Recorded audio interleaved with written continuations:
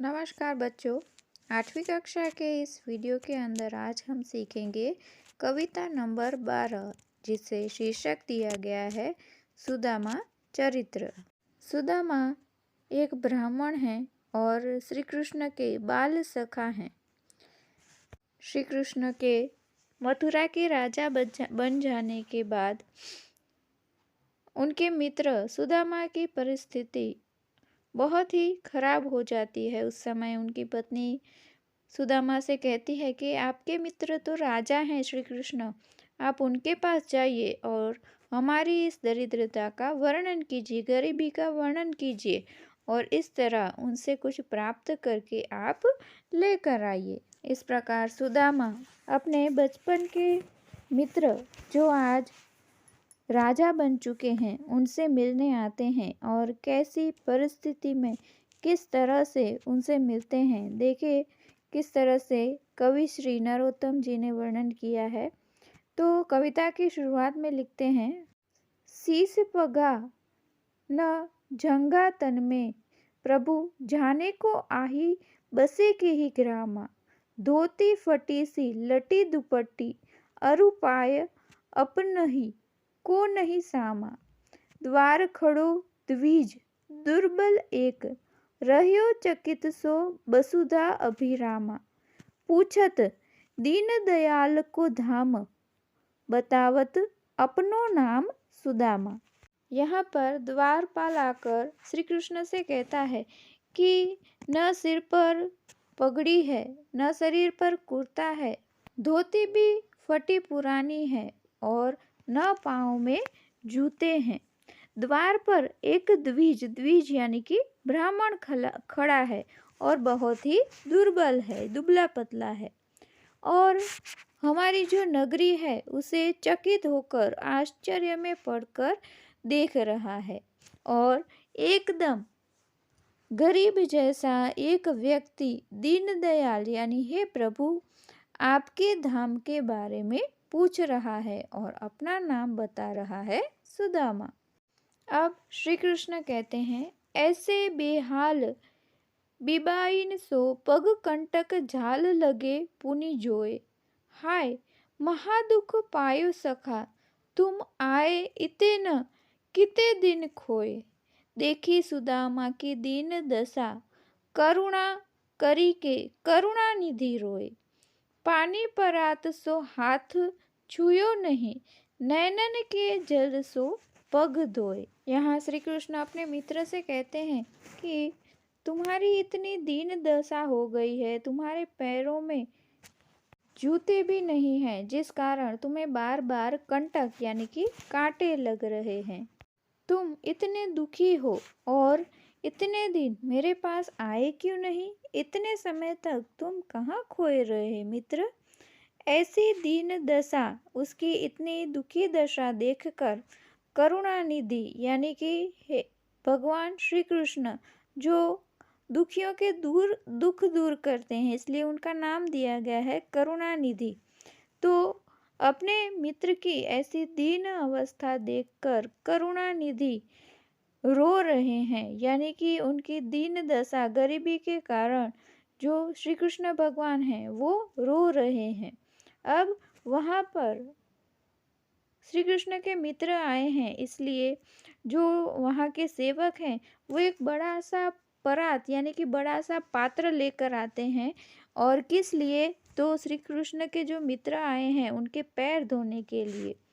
तो श्री कृष्ण उस परात के अंदर जो पानी है उसे छूते भी नहीं हैं और दुख के कारण रोए जा रहे हैं और इसी आंसुओं के जल से श्री कृष्ण अपने मित्र के पैर धो डालते हैं, यानी आंखों से इतना पानी बहता है कि उसी पानी से श्री कृष्ण अपने मित्र के पैर धो डालते हैं। उस परात के पानी को वो छूते भी नहीं हैं। आगे श्री कृष्ण कहते हैं, कछु भाभी हमको दियो सो तुम काहे न देत, चापी पोटरी काख में रहियो कहो के ही हेत, यानी कि भाभी ने मेरे लिए कुछ ज़रूर दिया है जो तुम कब से छिपा रहे। एक छोटी सी पोटली है, उसे काख में यानी कि हाथों के अंदर दबाकर उसे छिपा रहे हो। और क्यों छिपा रहे हो, इसके पीछे तुम्हारा क्या हेतु है, क्या कारण है?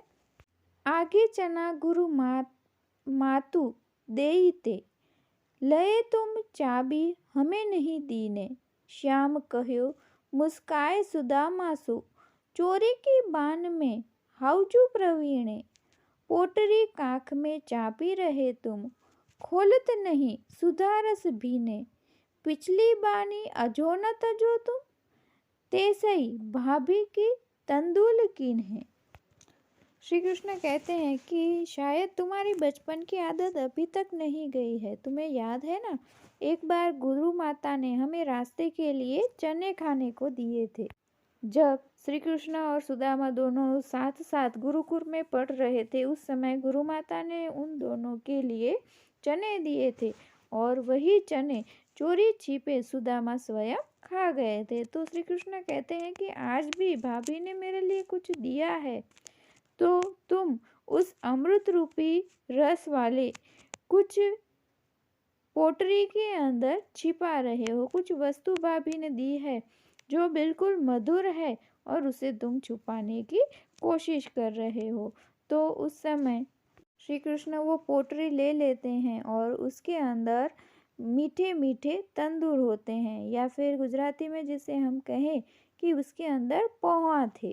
तो चावल से बने पौवा को श्री कृष्ण खाते हैं और कहते हैं कि ऐसे मधुर तंदूर तुम मुझसे छिपा रहे थे और शायद तुम उसे खुद खा जाना चाहते हो। इस प्रकार का मजाक श्री कृष्ण अपने मित्र से करते हैं। वह पुलकनी वह अठी मिलनी, वह आदर की बात, वह पठवनी गोपाल की, कछु न जानी जात। घर घर कर ओडत फिरे, तनक हरी दही के काज।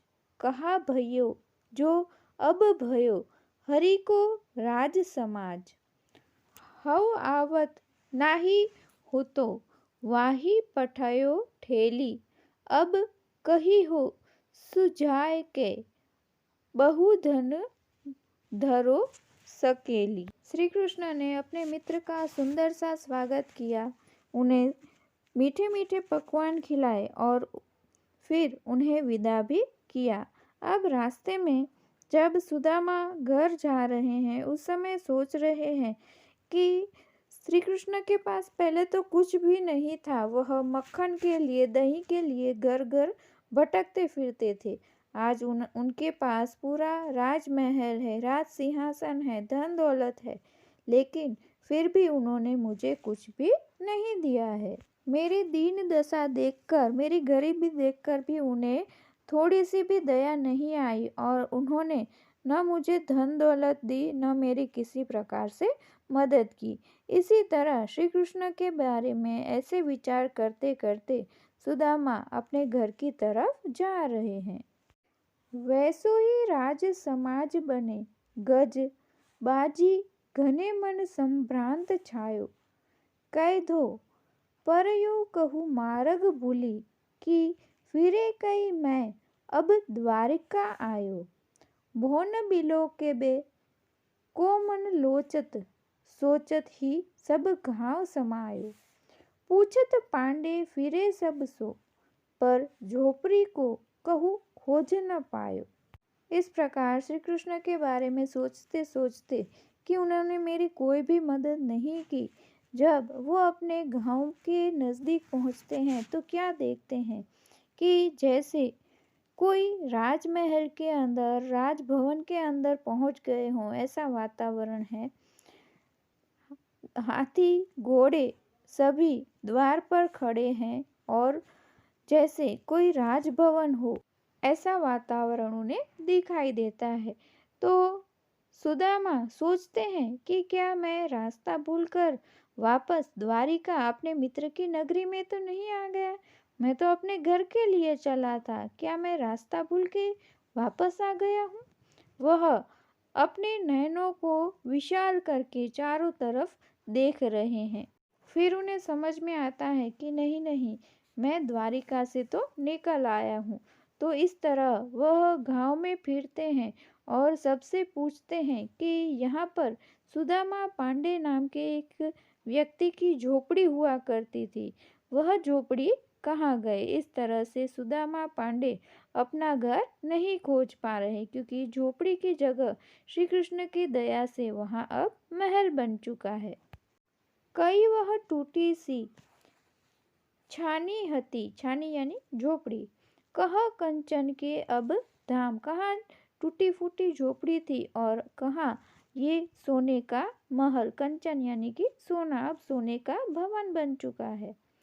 कई पग में पनही न हती, कहिले गजराज हु ठाठे महावत, जहाँ उनके पैरों में पहनने के लिए जूते भी नहीं थे, तो आज उनके द्वार पर हाथी खड़े हैं और महावत उन्हें घुमाने के लिए या फिर ले जाने के लिए सुसज्जित हैं। आज उन्हें धरती पर पैर भी नहीं रखने पड़ेंगे। भूमि कठोर पे रात कटे, कह कोमल सेज पे नींद न आवत, कहाँ पर उनके घर में बिछाने के लिए कुछ भी नहीं था, ऐसे में वो ज़मीन पर, भूमि पर रात बिताते थे। और आज उनके लिए कोमल ऐसे गद्दे आ चुके हैं, कोमल सेज बिछी है, तो उस पर आज उन्हें नींद भी नहीं आ रही है। कई जुर तो नहीं कोदो सवा, प्रभु के प्रताप ते खान न भावत, कहाँ उनके घर पर मोटा अनाज होता था और आज प्रभु के प्रताप से उनके घर पर अन्न की कृपा हुई है और जो भी खाना चाहें वह भोजन उन्हें प्राप्त हो सकता है।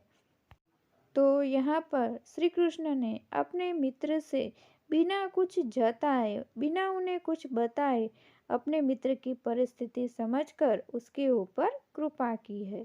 श्री कृष्ण तो दीन दुखियों के पालनहार हैं, उनके दुख दूर करने वाले हैं।